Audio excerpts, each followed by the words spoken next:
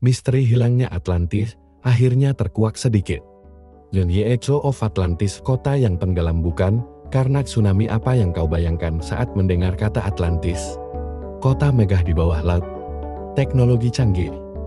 Bangsa yang superior kita. Semua tahu legenda itu.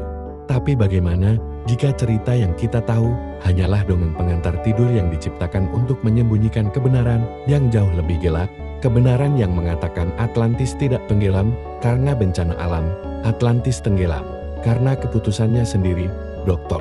Arlo Vance adalah seorang ahli oseanografi yang terobsesi dengan Atlantis. Sebagian besar koleganya menganggapnya gila, menghabiskan seluruh hidupnya untuk mencari mitos. Tapi Arlo punya keyakinan, ia percaya jika Atlantis benar-benar ada, pasti ada jejaknya.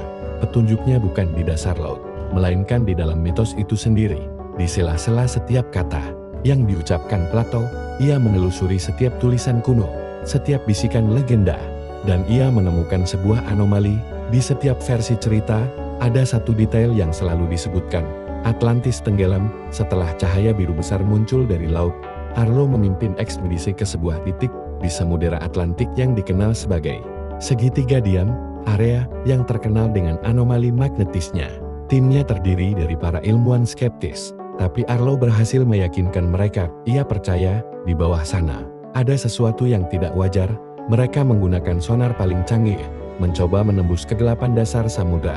Berhari-hari, mereka hanya menemukan formasi batuan biasa. Keputusasaan mulai muncul di wajah-wajah kru. Tapi Arlo tidak menyerah. Ia percaya bisikan-bisikan kuno itu bukan kebetulan. Suatu malam, alat sonar mereka menangkap sesuatu. Bukan struktur geologi, tapi sebuah pola yang aneh. Seolah-olah ada dinding tak terlihat di dasar laut. Arlo merasakan jantungnya berdebar. Ia memerintahkan kapal selam mini untuk turun. Perjalanannya terasa seperti masuk ke dalam perut bumi. Kegelapan mencekik. Tekanan air menekan kapal selam. Hingga akhirnya, di kedalaman yang tak terbayangkan, mereka melihatnya. Bukan reruntuhan, tapi sebuah kota yang itu. Bangunan-bangunan kristal berkilauan. Jalanan yang mulus, dan kubah-kubah raksasa yang masih bersinar dengan cahaya redup. Ini Atlantis, kota yang hilang. Tapi ada yang aneh. Kota itu terasa kosong, tidak ada alga yang tumbuh di dindingnya. Tidak ada kehidupan laut yang berenang di sekitarnya, seolah-olah kota itu tidak pernah ada di dasar laut. Arlo dan timnya, yang terbius oleh penemuan itu, mendaratkan kapal selam di alun-alun kota. Mereka keluar, mengenakan pakaian khusus. Udara di dalam kota terasa segar, seolah-olah mereka tidak berada di kedalaman laut. Ini adalah keajaiban. Mereka menemukan sebuah balai kota di dalamnya. Ada sebuah ruang yang berisi proyektor holografik kuno. Arlo menyalakannya, dan sebuah rekaman holografik muncul. Rekaman itu menampilkan seorang pemimpin Atlantis, seorang wanita bernama Lyra. Wajahnya cantik, tapi matanya dipenuhi dengan kesedihan. Ia menceritakan kisah yang mengerikan. Atlantis tidak tenggelam karena hukuman dewa. Atlantis tenggelam karena sebuah pilihan. Mereka telah menemukan sumber energi yang tak terbatas, sebuah kristal inti yang mampu memberikan mereka kekuatan untuk mengendalikan alam, bahkan waktu. Tapi kristal itu punya efek samping. Ia mulai merusak jiwa mereka, membuat mereka hampa dan tanpa emosi. Mereka menjadi mesin, berjuang untuk merasakan sesuatu, tapi gagal. Blea dan sebagian kecil warganya yang masih punya hati, melihat kehancuran yang tak terlihat ini, mereka menyadari jika mereka terus menggunakan kristal itu, mereka akan kehilangan kemanusiaan mereka selamanya. Mereka memutuskan untuk mengorbankan segalanya. Mereka tidak ingin menjadi abadi tanpa emosi, mereka ingin mati sebagai manusia. Mereka memutuskan untuk tenggelamkan kota itu, untuk mengakhiri siksaan itu. Cahaya biru besar yang dilihat oleh peradaban lain bukanlah tanda kehancuran, melainkan tanda pengorbanan. Mereka membalikkan kristal itu, mengubahnya dari sumber energi menjadi mesin pemusnah massal. Mesin itu akan melipat ruang, menarik kota itu ke dalam kehampaan, dan menghancurkan semua jejak mereka.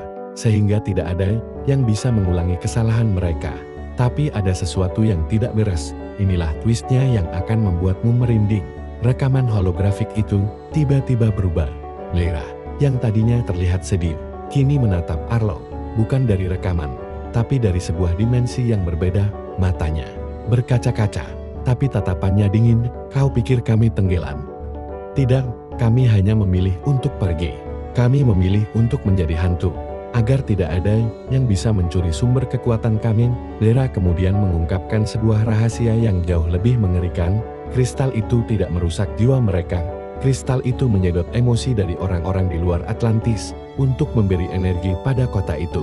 Setiap kali mereka menggunakan kristal itu, ada seseorang di dunia luar yang merasakan kesedihan, kemarahan, atau kehampaan. Atlantis tidak tenggelam. Atlantis menarik diri dari dimensi kita karena mereka sudah cukup. Mereka telah menyedot begitu banyak emosi dan mereka tidak ingin lagi menanggung beban itu. Dan gintai yang ditemukan Arlo itu bukanlah kunci, itu adalah pengingat. Arlo menyadari mereka tidak menemukan Atlantis yang hilang. Mereka menemukan sebuah penjara emosional. Gintai itu adalah artefak yang mereka gunakan untuk menyalurkan emosi dari dunia luar. Dan sekarang, setelah Arlo menyentuhnya, ia telah membangunkan Atlantis. Ia telah menarik perhatian mereka kembali ke dimensi kita. Tiba-tiba, kota itu mulai bersinar dengan cahaya biru yang mengerikan. Arlo bisa merasakan energi yang ditarik dari dirinya, kebahagiaannya, kesedihannya, ingatannya tentang keluarganya. Semuanya seolah-olah disedot. Leira tersenyum, bukan senyum senang, tapi senyum yang menyakitkan. Sekarang, giliranmu, kau akan menjadi sumber kami, dan kau akan menemukan Atlantis. Tapi dalam dirimu sendiri, Arlo tidak bisa bergerak. Ia terjebak di sana, di kota yang hidup, yang terus-menerus menyedot emosi dari dirinya, dan ia tahu, ia akan tinggal di sana selamanya. Sebagai baterai, sebagai pengingat, dan sebagai saksi dari kebenaran yang mengerikan. Atlantis tidak pernah hilang. Atlantis hanya sedang menunggu.